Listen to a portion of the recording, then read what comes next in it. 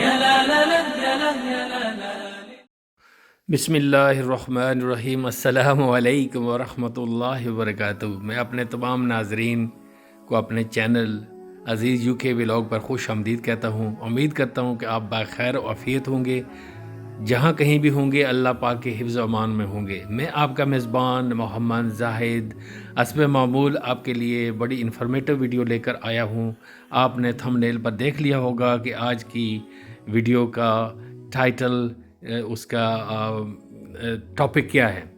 تو جو میرے ناظرین ویڈیو پوری نہیں دیکھتے، سکپ کر دیتے ہیں اور پھر مجھ سے سوال کرتے ہیں، ان سے گزارش ہے کہ آپ ویڈیو سکپ نہ کیا کریں.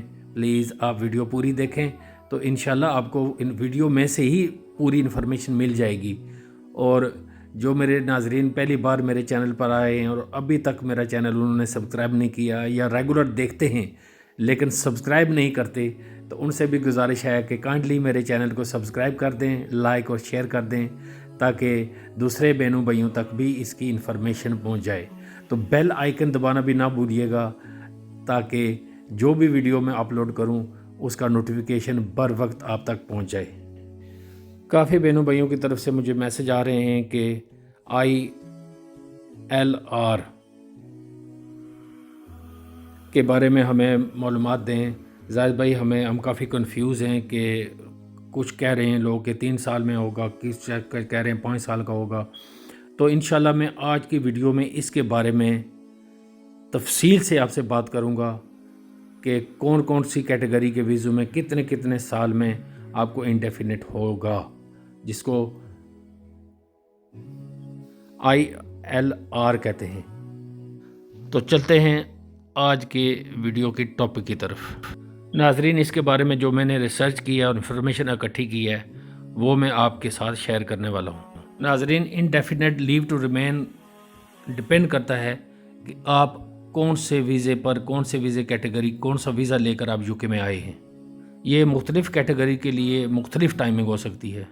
جب آپ کو UK میں ILR مل جاتا ہے تو پھر آپ یہاں UK میں بزنس بھی کر سکتے ہیں. اگر آپ کے پاس کام نہ ہو تو آپ پبلک فنڈ بھی لے سکتے ہیں. پھر آپ برٹش سٹیزن شپ کے لیے بھی اپلائی کر سکتے ہیں. اگر کسی بھائی کو پتہ نہ ہو تو اس کو میں بتا دوں کہ ILR کیا ہوتا ہے، indefinite leave to remain. ILR apply کرنے کا مختلف طریقہ ہو سکتا ہے. یہ ڈپینڈ کرتا ہے کہ آپ کے سرکمسٹینسز کیا ہیں. اس کو حاصل کرنے میں جو وقت لگتا ہے یہ بھی ڈپینڈ کرتا ہے کہ آپ کس قسم کے ویزے پر UK میں ہیں.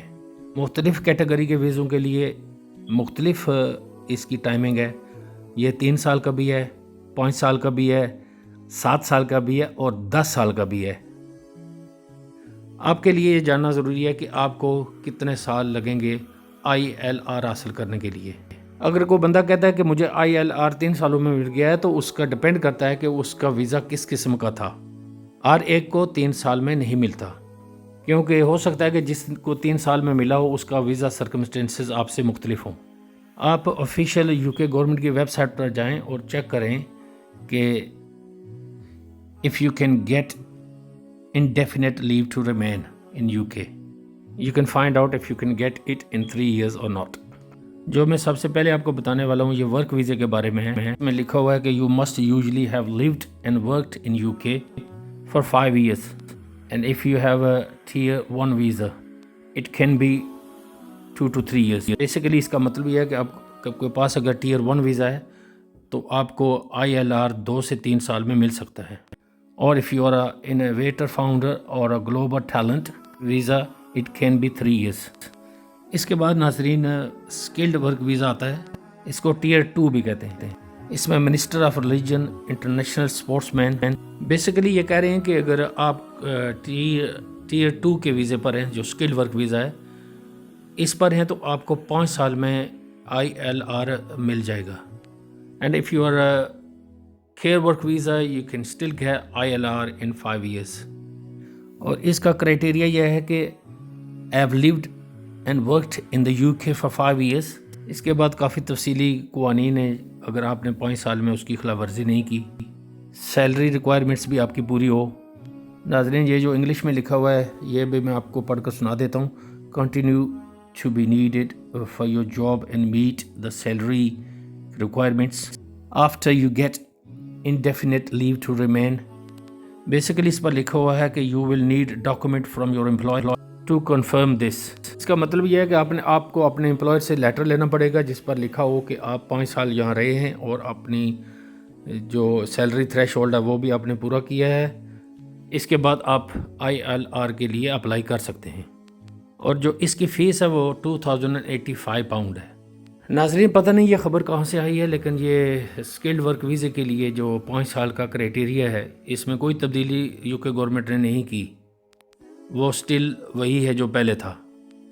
اس کے بعد جس ویزا کیٹیگری کے بارے میں بات کرنے والا ہوں یہ انوویٹر فاؤنڈر ویزا ہے. اس کا نام چینج کر دیا گیا ہے، پہلے اس کا نام انوویٹر ویزا تھا. If you have an innovator visa you can still apply for indefinite leave to remain if you meet the requirements. ناظرین اس کا eligibility criteria جو ہے اس میں لکھا ہوا ہے کہ lived in the UK for 3 years using an innovator, founder or innovator visa. And you cannot include time spent in the UK using any other visa. اس کا مطلب یہ ہے کہ اگر آپ کسی اور ویزے پر پہلے تھے اس ٹائم کو آپ اس میں انکلوڈ نہیں کر سکتے. اور اگر آپ کی عمر 18 سال سے 64 سال کے درمیان ہے تو آپ کو لائف ان UK ٹیسٹ بھی پاس کرنا پڑے گا. اور دوسری جو شرط اس میں لکھی ہوئی ہے کہ آپ نے 1 سال میں 180 ڈیز سے زیادہ UK سے باہر نہ رہے ہوں. ناظرین اس کے ILR کے بارے میں بے شمار افواہیں لوگ اڑاتے رہتے ہیں اور ہمارے بہن بھائی کنفیوز ہوتے رہتے ہیں. ان کو پتہ نہیں ہوتا کہ ہمیں ILR کتنے سال میں ہم اپلائی کر سکتے ہیں. تو یہ میری کوشش ہے کہ میں آپ کو پوری انفارمیشن اس میں دوں تاکہ جو کنفیوژن ہے وہ دور ہو جائے. ناظرین اب کوشش کیا کریں کہ یہ زیادہ سوشل میڈیا پر نہ ڈپینڈ کریں، اپنی ریسرچ بھی آپ اپنے ذریعے سے ضرور کیا کریں تاکہ یہ افواہیں نہ پھیلیں. اگر آپ کو امیگریشن کے بارے میں کوئی بھی ایڈوائس چاہیے ہو تو آپ ضرور کسی لیگل ایڈوائزر سے، امیگریشن ایکسپرٹ سے رابطے میں رہیں. کسی عام بندے کی انفارمیشن پر ڈپینڈ نہ کریں، ہو سکتا ہے وہ انفارمیشن رونگ ہو اور آپ کسی رونگ راستے پر چل پڑیں جس کی وجہ سے آپ کو ILR حاصل کرنے میں مشکلات پیش آئیں بعد میں.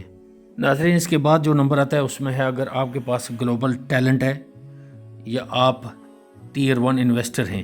اور اس میں لکھا ہوا ہے کہ if you have an exceptional talent visa you can apply indefinite leave to remain as someone with a global talent visa. اور اس کا ILR حاصل کرنے کا طریقہ کیا ہے؟ Take time in the UK and financial requirements. اس کی if you have lived in UK for long enough this can be from 2 to 5 years and meet the financial requirements. اس کا مطلب یہ ہے کہ آپ 2 سے 5 سال اس UK میں رہے ہوں اور فائنینشیل ریکوائرمنٹس بھی آپ کی پوری ہو. ناظرین اس کا مطلب یہ ہے کہ آپ اگر ایکسیپشنل ٹیلنٹ ویزے پر ہیں تو آپ 3 سال میں ILR کے لیے اپلائی کر سکتے ہیں.